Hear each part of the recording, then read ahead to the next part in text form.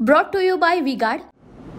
काल उबाठा गटाच्या नेत्यांनी त्यांचा जाहीरनामा वचननामा प्रसिद्ध केला आणि त्यामध्ये अनेक गोष्टीचा समावेश त्यांनी केल्याचं दिसून आलेलं आहे। महाराष्ट्रामध्ये उबाठा गट 22 जागा लढवतात, किती निवडून येईल माहीत नाही, परंतु तो वचननामा अशा अर्थाने जाहीर केला की जसं भारताचे पंतप्रधान हेच होणार आहेत आणि सर्व गोष्टीचे निर्णय हे स्वतः घेणार आहेत। त्यांचा कालचा जर जाहीरनामा पाहिला तर त्यांची ज्या जाहीरनाम्याची पानं जसे गुळगुळीत होते तसे त्यांचा वचननामा सुद्धा गुळगुळीत होता आणि म्हणून त्याला एकच अर्थ त्याला बोलता येईल की हे मुंगीरलालचे हसीन सपने या पद्धतीने तो वचननामा होता। इंडिया आघाडी या देशभरामध्ये कुठेही एकत्रितपणे स्टेटमेंट दिल्याचं कुणीही ऐकलेलं नाही आतापर्यंत। 26-27 पक्षाचं असलेले हे कटबोळ कुठेही एकत्रित पहिल्या ज्या बैठकी झाल्या त्यानंतर एकत्रित पाहायला सुद्धा मिळालेले नाही। म्हणून ज्यांची इंडिया आघाडी झालीच नाही त्यांचे हे महाराष्ट्रातील काही नेते आता सरकार आपण स्थापन करायला निघालो की काय या आविर्भावामध्ये हे वचननामे जाहीरनामे प्रसिद्ध करतायत आणि हे जनता जाणू नये। एखाद्या वेळेला हा जाहीरनामा एक प्रबळ विरोधी पक्ष नेता म्हणून जर राहुल गांधींनी काही जर जाहीर केला आहे त्याला जर सुद्धा आपण एखाद्या वेळेला गृहीत धरू शकतो की यांचे स्वप्न असू शकतात, परंतु ज्यांना आणखीन स्वतःचंच बुडकुटं टेकलं हे माहीत नाही ते असे जे स्वप्न पाहत आहेत, मला वाटतं यावर महाराष्ट्राची जनता आश्चर्य व्यक्त करत असेल की यांना हे अधिकार दिलेत कुणी? आम्ही असं करू, आम्ही तसं करू, आम्ही तसं करू। अरे तुम्ही कोण आहात? कोण? ज्यांना इंडिया आघाडीमध्ये स्थान सुद्धा नाही असे लोक आजकाल जाहीरनामे प्रसिद्ध करतात आणि याचा सामान्य जनतेवर परिणाम होणार नाही। उलट पक्षी भाजपने किंवा आम्ही शिवसेनेने जो जाहीरनामा प्रसिद्ध करताय तर याचा अर्थ असा होतोय की आम्ही सत्तेमध्ये आहोत आणि आणखीन सत्तेमध्ये पुढे आल्यानंतर काय करणार याबद्दलचा आपला असलेला दृष्टिकोन आम्ही सर्वांसमोर ठेवतोय। म्हणून लोक या जाहीरनाम्याला भूलणार नाही, या मुंगीरलालना त्यांची हसीन स्वप्ने पाहू द्या, परंतु येणारा या महाराष्ट्रामध्ये महायुतीचं जे सदस्य आहेत, जी संख्या आहे ती निश्चित 45चा आकडा पार करेल। बरं, हे एकत्र लढत आहे, मात्र राष्ट्रवादी वेगळा म्हणजे शरद पवार वेगळा जाहीरनामा करतायत, त्यात त्यांनी शेतकऱ्यांना भाव देणार, MSP जाहीर करणार असं सांगताय, एकीकडे हे दुसरी कर्जमाफी म्हणतायत, राहुल गांधी तिसरंच काहीतरी सांगतायत। खूप हे नाही वाटत तुम्हाला? म्हणजे मी तेच तर सांगतो ना, राष्ट्रवादी स्वतःच पंतप्रधान झाल्याचे आविर्भाव जाहीरनामा प्रसिद्ध करतायत, काँग्रेस आपला वेगळा करतायत। मग तुम्ही जर इंडिया आघाडी आहे तुमची, एकत्रितपणे का करत नाहीत? तुम्ही पक्ष जरी तुमचे वेगळे असले तर एक कॉमन मिनिमम प्रोग्राम ज्याला तुम्ही म्हणता, ज्या हिंदुत्वाला सोडून कॉमन मिनिमम प्रोग्रामवर तुम्ही आलेले आहात, गर्व से हिंदू सोडून तुम्ही आता सर्व धर्म संभावावर आलेला, तर मग जाहीरनामा असेल की वचननामा असेल तुमचं एक तरी असला पाहिजे ना। म्हणून यांच्यात मध्ये ताळमेळ नाही हे याच्यावरून स्पष्ट दिसतंय। तुमचा जाहीरनामा अजून नाही, तुम्ही भाजपचा जाहीरनामा एंडॉर्स करणार आहात का?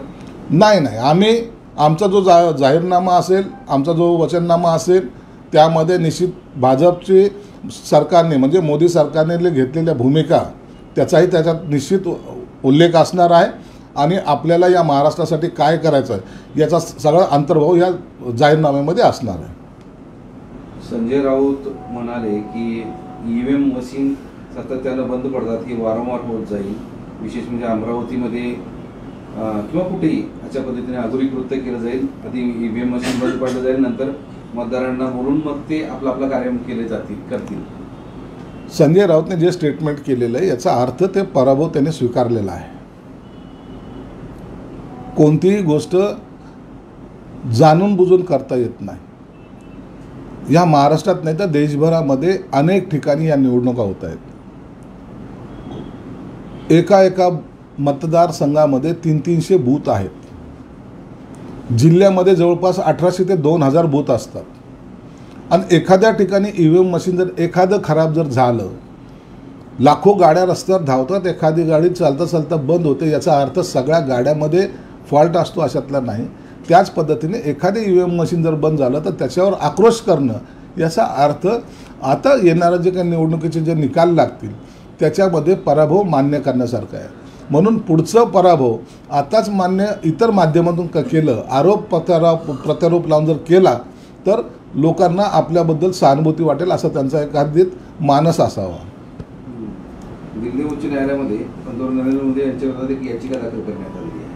धार्मिक वक्तव्य केलं असं याचिकेमध्ये दावा आहे. निवडणुकीच्या काळामध्ये असे अनेक वक्तव्याच्या बद्दल याचिका दाखल होत असतात.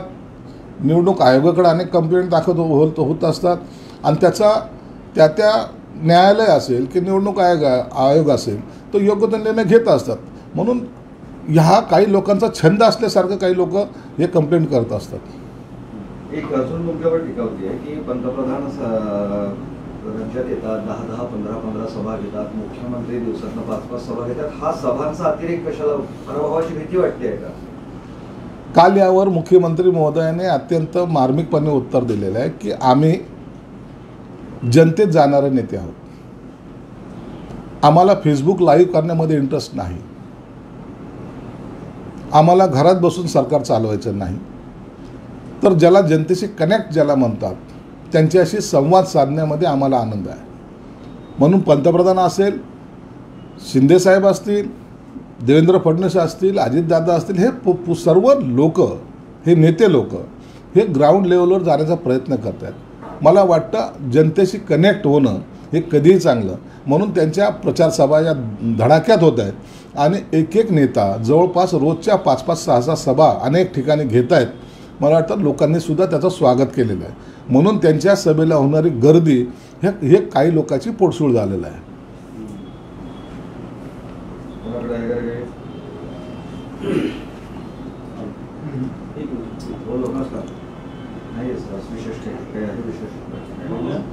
आज मतदान होत आहे सगळीकडेच.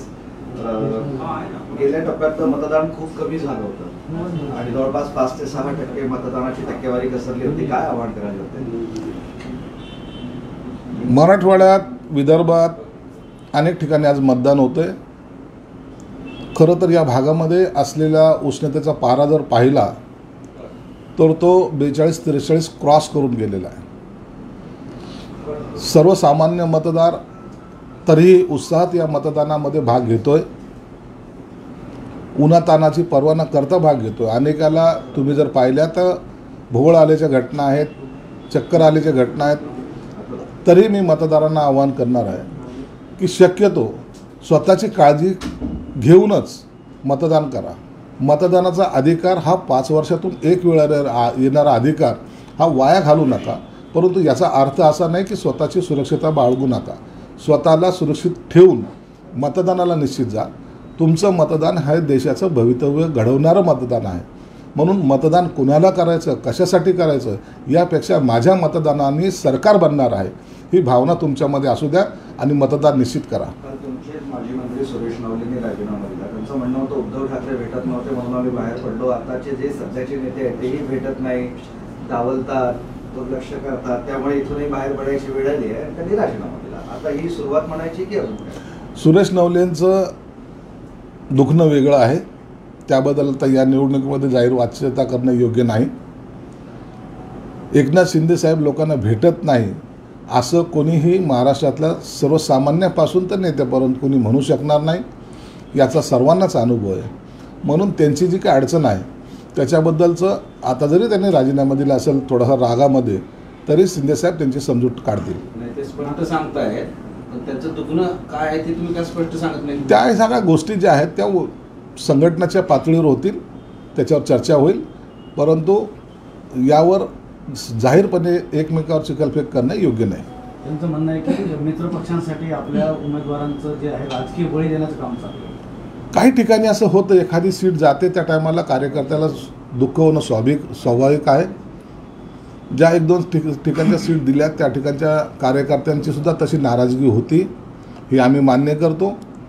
परंतु तडजोडी जे काय आहेत राजकारणामध्ये, जर 3 पक्ष एकत्रितपणे लढत असेल तर हे काही करावं लागतं आणि त्यासाठी शिंदे साहेबांनी सुद्धा तिथलचे असलेले उमेदवार असतील किंवा तिथलचे असलेले पदाधिकारी असेल यांची समजूतसुद्धा काढलेली आहे. भाजपच्या दबावाला बळी पडतात शिंदेसाहेब असं तुम्ही म्हणतो? कुणाच्या दबावाला कोणी पडत नसतं. जो तो आपला पक्ष आपल्या ताकदीने उभा करत असतो, आपल्या ताकदीने तो पुढे चालवत असतो.